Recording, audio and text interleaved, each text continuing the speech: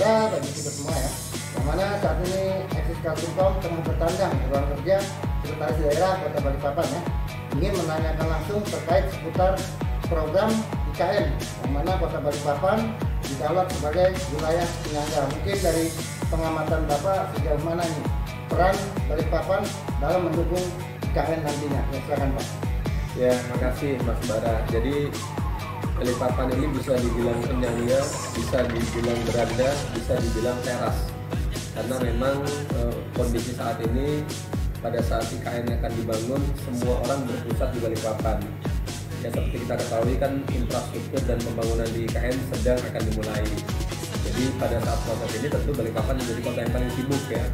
Sibuk menyambut masyarakat yang datang dari luar, sibuk menyambut kedatangan pejabat negara, kemudian sibuk juga menyambut berbagai kepentingan terkait pembangunan IKN itu. Nah, oleh sebab itu di masa pembangunan ini tentu Balikpapan akan semakin fokus pada pembenahan beberapa hal.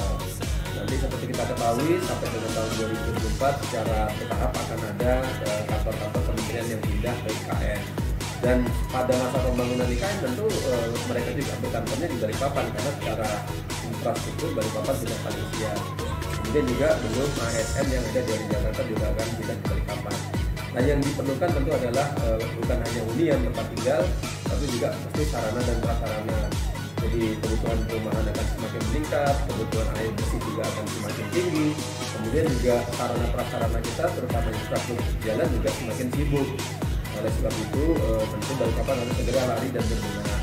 Nah, yang dilakukan saat ini adalah tentu kita segera melakukan review terhadap rencana tata ruang wilayah kita, khususnya rencana detail tata ruangnya yang terkait dengan pemenuhan sarana pemukiman untuk pengembangan IKN, karena memang IKN-nya di PPU tapi tentu permukimannya paling banyak dilakukan di Balikpapan.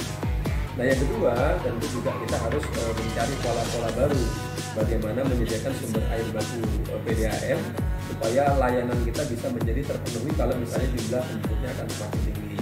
Nah, yang ketiga adalah penyediaan infrastruktur kota, sekolah, jalan, kemudian bangunan perkantoran dan sebagainya. Nah, tentu kesemuanya itu tidak bisa dibiayai dari APBD kota saja, harus didukung dari APBN, harus didukung dari APBD provinsi. Nah, terkait dengan itu kami juga bersama teman-teman di Bapak Bidang, tim pemerintah kota juga beberapa kali melaksanakan koordinasi dan kompensasi ke Bappenas supaya perhatian anggaran pemerintah pusat terhadap Balikpapan ini harus berbeda dengan daerah yang lain. Karena apa? Kota kita adalah kota yang paling sibuk, kota kita adalah paling terdampak secara ekonomi dan struktur terhadap perkembangan IKN itu. Jadi harus ada formula anggaran yang diberikan kepada pemerintah kota Balikpapan dari pemerintah pusat untuk mempersiapkan sarana dan prasarana itu untuk mendukung kemudian untuk menyambut IKN. Jangan sampai nanti IKN yang jadi justru Balikpapan menjadi kota yang tidak terkendali. Nah, kita harapkan antara perkembangan IKN dengan kota-kota di sekitarnya itu seimbang. Balikpapan semakin maju, PPU semakin maju, kemudian Kutai Kartanegara juga semakin maju. Sehingga pada saat IKN jadi, kota-kota terdekatnya Balikpapan, Samarinda, PPU, kemudian Kutai Kartanegara itu juga bisa maju dan berkembang termasuk di Kabupaten Pasir. Jadi seperti itu, Mas. Terkait ini Pak, mungkin antisipasi tentunya nanti kan akan padat nih ya. Iya. Kali mungkin ada antisipasi tidak dalam mengatasi kondisi kemacetan ke depannya ketika IKN itu diberlakukan Pak? Iya, tadi saya katakan begini ya, jadi bahwa kita tidak boleh lagi menolak orang masuk ke Balikpapan. Ketentuannya juga, kalau dulu kan orang masuk ke Balikpapan harus izin sementara dulu, kemudian kalau tidak mendapatkan pekerjaan harus kembali. Sekarang tidak, KTP kita adalah KTP nasional, mau tinggal di mana pun masyarakat berhak. Nah, apalagi isu IKN itu menjadi magnet ya, PPU dan Balikpapan itu akan menjadi magnet bagi masyarakat bukan hanya dari Jakarta yang akan pindah, tapi dari seluruh Indonesia yang ingin mengadu nasib di lokasi IKN. Nah, sehingga yang kita lakukan seperti saya katakan tadi, kita butuh pembenahan infrastruktur dan ini butuh biaya. Kita butuh penyediaan air bersih dan ini butuh biaya. Kemudian kita juga butuh sekolah, kita juga butuh lahan dan butuh biaya. Nah, sehingga kalau tidak dibarengi anggaran ini secara simultan antara APBD kota, APBD provinsi dan juga dari APBN, rasanya sangat sulit kita bisa menyambut IKN dengan kondisi yang APBD kita sangat terbatas. untuk pemberdayaan masyarakat nanti, Pak? Ya, tadi kan dikatakan bahwa pada saat pembangunan IKN akan diperlukan tenaga kerja sekitar 200.000. Nah, kita harapkan juga dari Badan Otorita tentu memperhatikan tenaga kerja lokal, bukan hanya dari PPU, Balikpapan dan Pasir saja, tetapi ya kita harapkan pemberdayaan ini benar-benar terjadi sehingga IKN berjalan, IKN itu berkembang, tetapi juga masyarakat juga bisa diberdayakan dan bisa mendapatkan pekerjaan. Jadi tidak menjadi penonton tapi menjadi tuan di rumah sendiri, tentu sesuai dengan kondisi dan kapasitas yang bersangkutan, sesuai dengan kompetensi. Terkait terakhir nih Pak, sedikit mengimbangi nantinya termasuk yang aparatur dari pusat. Bagaimana dengan aparatur yang ada di daerah dalam peningkatan kualitasnya agar mampu juga bersaing dengan pusat nantinya, artinya bersinergi, beriringan di dalam ya. Ya mau tidak mau, suka tidak suka, ini harus kita ikuti dan harus kita lalui. Pada akhirnya kan kompetensi SDM menjadi hal prioritas yang harus dilakukan. Apalagi sekarang di era digital ya, di era 4.0 ini, ya mau tidak mau seluruh ASN juga harus meningkatkan kompetensi dan kemampuannya. Kemudian yang kedua juga harus melakukan sinergi, karena kalau misalnya kita standar-standar saja, kemudian ASN masuk dari ibu kota, ya kita bisa jadi akan tersingkirkan. Nah, sehingga kita harus siap sebagai tuan rumah, kita siap sebagai kota penyangga ibu kota negara atau beranda ibu kota negara, dan kita siap harus menjadi tuan di rumah sendiri.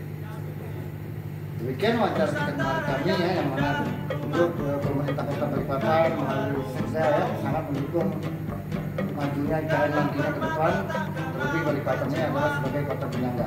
Ikuti terus perkembangan, laporan, informasi seputar ragam programnya melalui Eksis Kaltim.com. Selamat siang, salam sejahtera bagi kita semua. Assalamualaikum warahmatullahi wabarakatuh. Waalaikumsalam.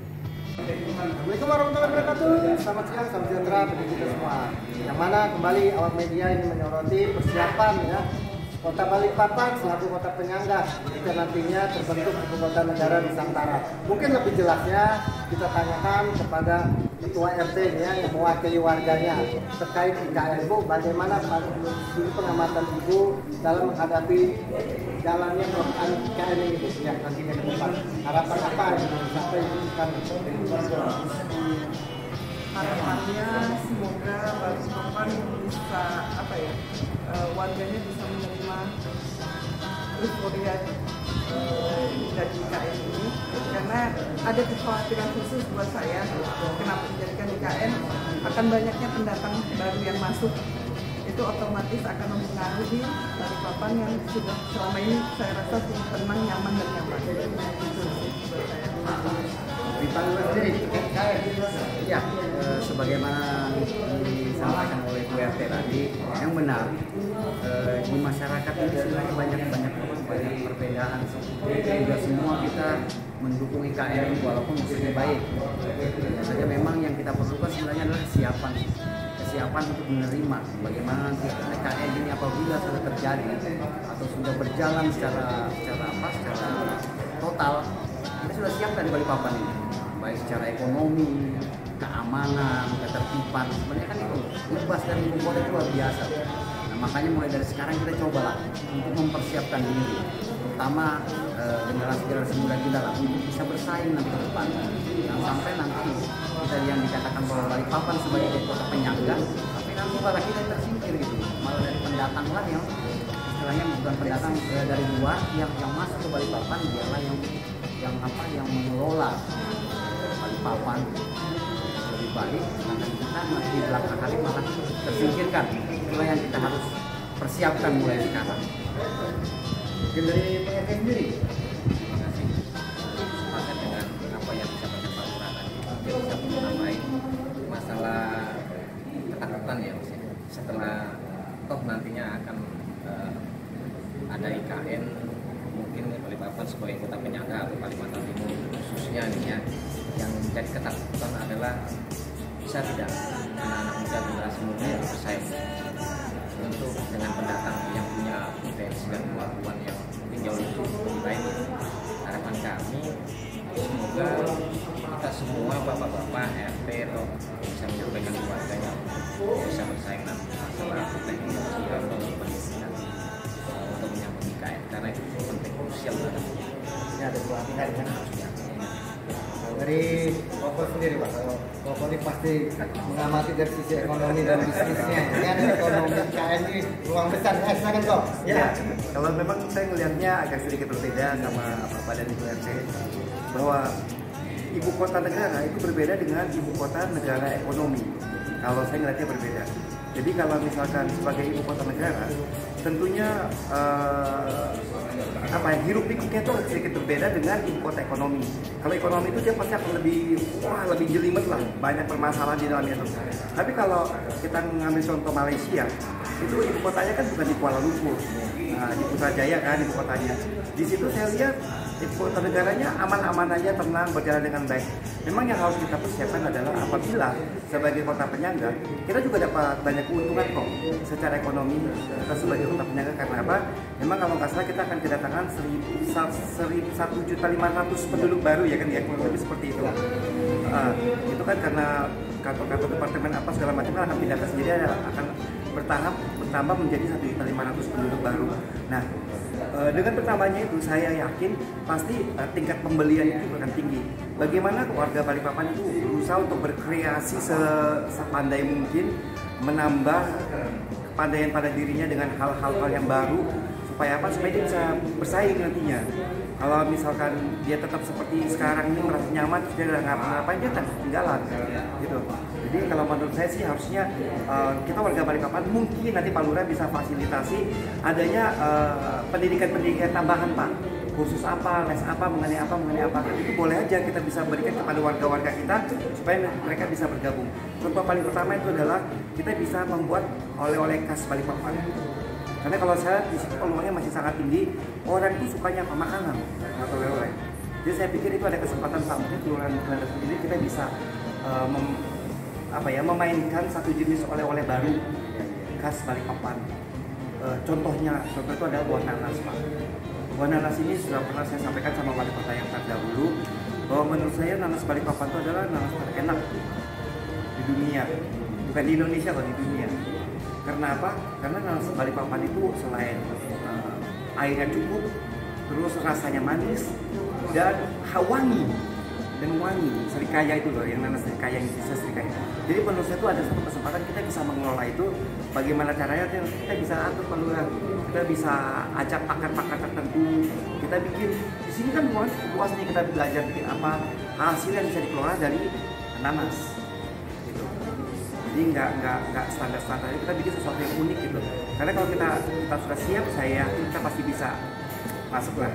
IKN itu satu keberuntungan loh buat warga masyarakat Kalimantan Timur. Itu sangat keberuntungan besar sekali buat kita. Jadi masa bisnis properti juga akan meningkat. Otomatis IKN mulai sudah nih sekarang ini perumahan sudah mulai menggeliat lagi gitu, setelah pandemi kemarin. Ya saya rasa itu saja dari saya.